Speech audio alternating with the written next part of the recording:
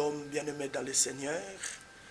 Ce matin, cet après-midi ou ce soir, ça dépend de l'heure où vous nous suivez. En fait, je suis le pasteur Freddy. Je vais d'abord me présenter. Je suis le pasteur Freddy Dilou Babaka de l'église Christ Vainqueur ici à Bruxelles, précisément à Anderlecht. Et je suis père de 4 enfants, marié à une charmante épouse qui s'appelle Maman Ghislaine. Aujourd'hui, je suis encore devant vos écrans et sur vos réseaux sociaux pour vous partager la pensée du jour dans le Seigneur. En fait, la pensée du jour dans le Seigneur, je l'ai pensé et que le Seigneur m'a mis à cœur de partager avec vous. Je pensais qu'on puisse partager la parole de Dieu ce matin pour nous ici à Bruxelles. Mais avant toute chose, je vous inviterai qu'on commence dans la prière. Inclinons nos têtes dans la prière, nous allons prier. Seigneur Dieu de gloire, nous te disons merci. Merci pour ce merveilleux jour que tu nous as accordé encore par ta grâce et par ta faveur. Nous étions tous endormis, mais par ta grâce, tu nous as donné encore le souffle de vie. Nous te bénissons pour ta faveur et ta bonté, Seigneur de gloire.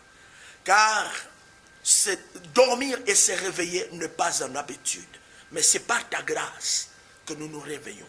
Nous bénissons, Seigneur de gloire, ces moments et ces jours que tu nous as accordés dans le nom précieux de notre Seigneur Jésus. Père, je demande que ta paix et ta grâce nous accompagnent tout au long de cette journée, car tu es le maître de la grâce et de paix. Voilà pourquoi nous te confions cette journée. Bénis mon frère, bénis ma soeur qui va nous suivre à cet instant même. Que cette parole lui donne de l'espérance et de l'espoir encore, là où il a perdu l'espoir. Dans le nom précieux de notre Seigneur Jésus, nous t'avons ainsi prié, Père éternel, et nous disons Amen. Amen. Que Dieu vous bénisse, vous tous qui nous suivez, sur cette édition ou cette émission de pensée du jour par la grâce de l'Éternel. Eh bien, le pensée du jour, c'est quoi? En fait, j'aimerais parler du bonheur et de la grâce de l'Éternel dans nos vies. Bien-aimés dans le Seigneur, la grâce de l'Éternel dans nos vies, ou le bonheur de Dieu dans nos vies, ne s'acquiert pas au prix d'argent, ni au prix de matériel physique. Mais lorsque spirituellement nous prospérons, c'est alors que nous pouvons aussi parler du bonheur et de la grâce de l'Éternel. Car la Bible déclare que Dieu souhaite que nous prospérons à tous égards, comme prospère le tas de nos âmes. Mais nous allons voir la pensée un jour que Dieu a mis dans le cœur de David. Voilà, pour cela, je vous invite de lire une petite portion des Écritures dans le livre de Psaume 23, verset 6. Je lis la parole de Dieu. Oui, le bonheur et la grâce m'accompagneront tous les jours de ma vie, et j'habiterai dans la maison de l'Éternel jusqu'à la fin de mes jours. Oui, bien-aimés dans le Seigneur, ici nous voyons que Dieu souhaite que nous puissions avoir le bonheur et la grâce. Et il nous a fait comprendre cela selon la pensée qu'il avait mis dans le cœur de David. Et David est en train ici de nous dire que oui, le bonheur et la grâce l'accompagneraient tous les jours de sa vie. Et il dit que j'habiterai dans la maison de l'Éternel jusqu'à la fin de mes jours. Oui, c'est vrai. C'est vrai. Il y a une condition pour que le bonheur et la grâce t'accompagnent. Il y a une condition pour que la joie parfaite de l'Éternel s'accomplisse dans ta vie. Il y a une condition, évidemment. Et David va énumérer cette condition. Aujourd'hui, j'aimerais te dire, toi qui me suis, toi qui m'écoutes, que être en bonne santé ne veut pas dire que c'est un bonheur. Être en bonne santé ne te suffit pas pour dire que tu as la grâce de Dieu. Mais David a révélé les secrets. David a révélé les secrets qui fait que l'homme puisse respirer le bonheur, puisse respirer la grâce de Dieu. Nous allons voir dans la partie B de cet texte, David va dire que la condition qui permet à l'homme de pouvoir vivre le bonheur de l'Éternel, c'est d'habiter dans la maison de l'Éternel. Lorsqu'on est dans la maison de l'Éternel, lorsqu'on demeure dans la présence de l'Éternel, forcément nous aurons le bonheur et la grâce de Dieu. Bien-aimés dans le Seigneur, qu'est-ce que la grâce de Dieu? La grâce de Dieu est une faveur imméritée. Ce que tu n'as pas mérité, c'est réveiller chaque matin, nous ne le méritons pas. Avoir un mariage, nous ne le méritons pas. Avoir deux enfants, nous ne le méritons pas. Avoir un travail, nous ne le méritons pas. Mais ce n'est que par la grâce de Dieu que nous accueillons toutes ces choses. Nous accueillons toutes ces choses par la grâce de Dieu.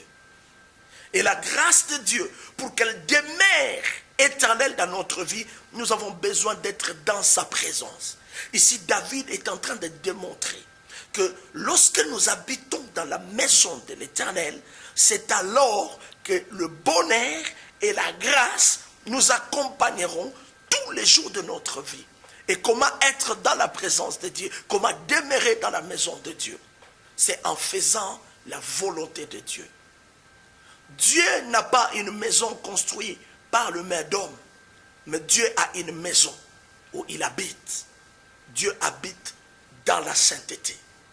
Dieu habite dans la crainte. La maison de l'Éternel, c'est la crainte de Dieu.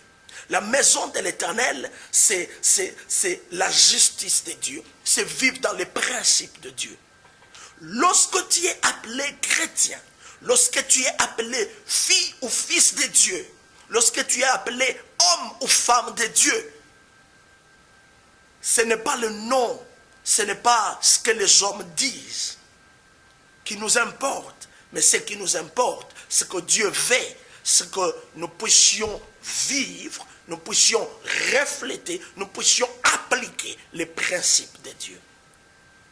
Aujourd'hui, nous voyons beaucoup qui s'appellent chrétiens, beaucoup s'appellent hommes de Dieu, beaucoup s'appellent femmes de Dieu. Mais ce n'est pas le nom qui les fait femmes de Dieu, mais ce qui les fait femmes, hommes de Dieu, ce qui les fait fils, filles de Dieu, c'est les principes de Dieu. Comment est-ce qu'ils sont en train d'être et de vivre ce que Dieu veut qu'ils vivent.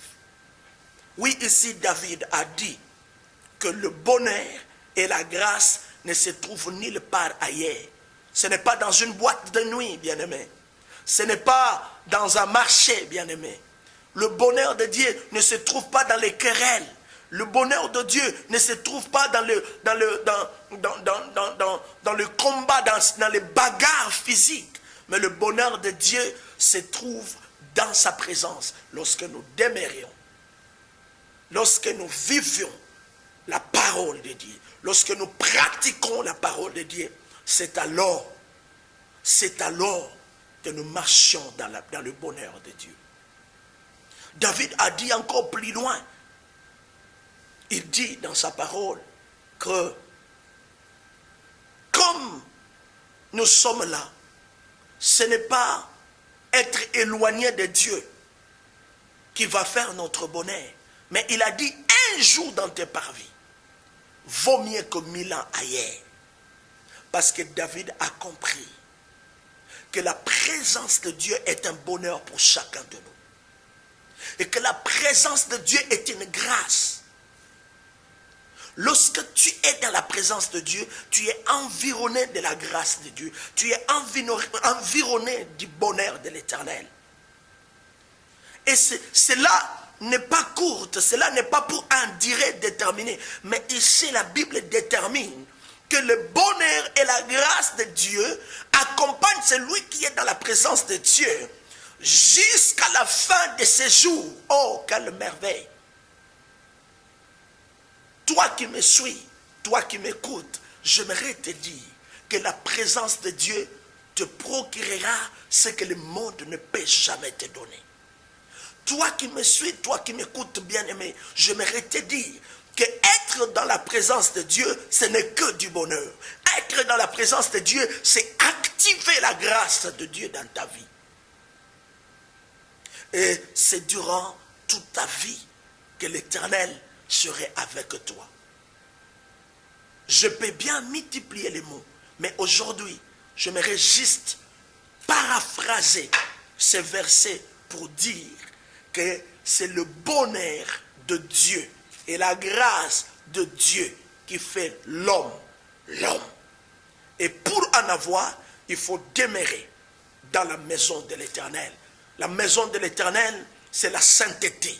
La maison de l'Éternel, c'est l'application de sa parole. La maison de l'Éternel, c'est être à l'écoute de sa parole, à l'application de sa parole.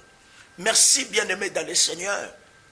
Que le Seigneur vous bénisse, qu'il bénisse votre journée, qu'il bénisse tout ce que vous allez faire, tout en ne pas oublier que soit dans la présence de Dieu. Reste dans la présence de Dieu. Qu'il pleuve, qu'il neige, quoi qu'il arrive, la présence de Dieu est plus importante que toute chose. Que la maladie ne te bouge pas, car la présence de Dieu te guérira. Que le chômage ne te trouble pas, car la grâce, la présence de Dieu t'apportera ce que tu as besoin. Vraiment, que Dieu te bénisse, sois béni. Là où tu nous as suivis, c'était là le pasteur Freddy de l'église Christ Vainqueur à Bruxelles. Que Dieu vous bénisse. Soyez bénis, que votre journée soit bénie au nom de Jésus-Christ de Nazareth. Merci, à bientôt. Que Dieu vous bénisse. Bye.